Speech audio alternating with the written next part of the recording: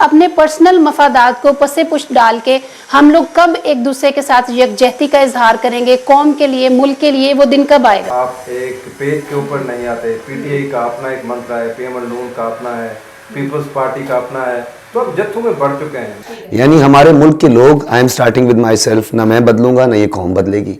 हमें सनसनी चाहिए, हमें इंतशार चाहिए, हमें गालम गलोच चाहिए, हमें कोई कॉम्प्रिहेंसिव या कोई एकेडमिक या हमें कोई ऐसे इंफॉर्मेटिव शोज या प्रोग्राम्स देखना पसंद नहीं है। ना हम इस तरह की बात सुनना चाहते, ना हम अपने लीडर से एक्सपेक्ट करते हो। वो सीधी सीधी बात है, सब एक ही जगह पे एक्सपोज हो चुके हैं। सब पार्टियां, कोई भी हो, सब पार्टियां एक्सपोज हो चुकी हैं कि सबकी सब करप्ट हैं, सबकी सब अपने अपने मफादात देखती हैं, सबकी सब जो भी है, चाहे पीटीआई हो, नून हो, पीपी हो, काफ हो, नून।